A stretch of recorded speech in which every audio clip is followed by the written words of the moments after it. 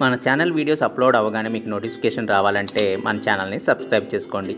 అలాగే పక్కనున్న గంట సింబల్ని ప్రెస్ చేయండి.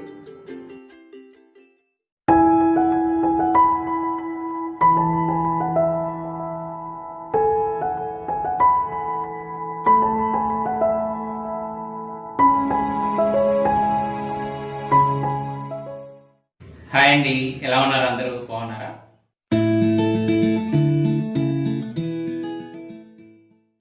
ముందుగా తెలుగు వారందరికీ నా నమస్కారం. అదే కదండి మన సంస్కారం.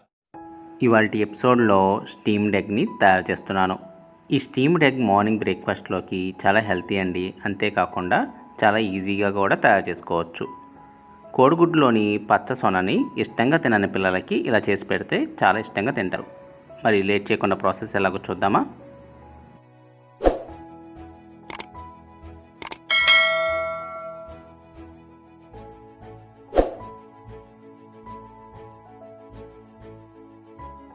ఈ స్టీమ్డ్ ఎగ్ కోసం మనకు కావాల్సినవి 2 కోడిగుడ్లు.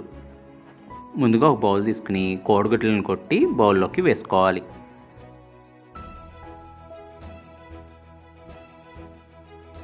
విస్కర్తో బాగా బీట్ చేసుకోవాలి. దీనిలోకి సన్నగా కట్ చేసిన క్యారెట్ ముక్కలు, అలాగే సన్నగా కట్ చేసుకున్న స్ప్రింగ్ ఆనియన్స్ని వేసుకోవాలి. అలాగే దీనిలోకి కొద్దిగా మిరియాల పొడిని కూడా వేసుకోవాలి. రుచికి సరిపడినంత ఉప్పు కూడా వేసుకోవాలి. అలాగే కొద్దిగా ఆయిల్ వేసుకుని మొత్తాన్ని ఒకసారి కలుపుకోవాలి.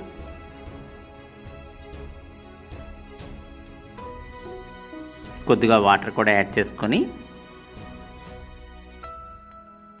ఇంకొకసారి కలుపుకొని ఇదొక బౌల్లోకి ట్రాన్స్ఫర్ చేసుకోవాలి.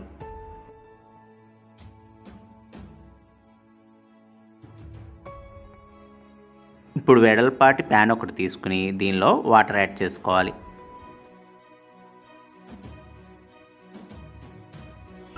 ఇప్పుడు దీనిలోకి స్టాండ్ ఉన్నవారు స్టాండ్ని పెట్టుకోవచ్చు, లేదంటే బౌల్ తీసుకునైనా రిటర్న్ ఇలా బౌల్ ఇచ్చి దీని మీద కుక్ చేసుకోవచ్చు. లేదంటే ఒక ఇడ్లీ కుక్కర్ ఉన్న వాళ్ళు కూడా ఇడ్లీ కుక్కర్లో కూడా ఈ స్టీమ్డ్ ఎగ్ని తయారు చేసుకోవచ్చు.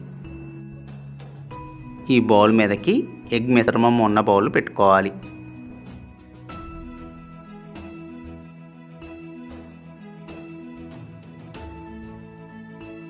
సన్నటి సెగ మీద మూత పెట్టుకొని ఒక పావుగంట పాటు కుక్ చేసుకోవాలి. ఇది పూర్తిగా వేడి నీళ్ళ ఆవిరి మీద కుక్ అవుతుంది. 15 నిమిషాల తర్వాత మూత తీసుకొని టూత్పిక్తో ఇలా గుచ్చి ఎగ్ ఉడికిందా లేదా అనేది చెక్ చేసుకోవాలి. ఉడికితే టూత్పిక్కి ఏమి అంటుకోదు. అంతేనండి, స్టీమ్డ్ ఎగ్ రెడీ అయినట్లే. ఈ స్టీమ్డ్ ఎగ్తో రకరకాల రెసిపీస్ని తయారు చేసుకోవచ్చు. ఫ్యూచర్ ఎపిసోడ్స్లో నేను ఎలా తయారు చేసుకోవాలో మీకు నేర్పిస్తాను.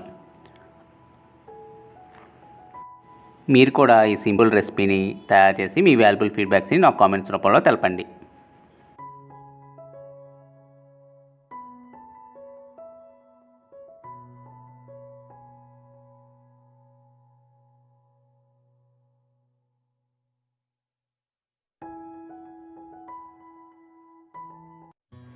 నెక్స్ట్ ఎపిసోడ్లో నేను వెజ్ హరియాలీ పులావ్ని తయారు చేస్తున్నాను.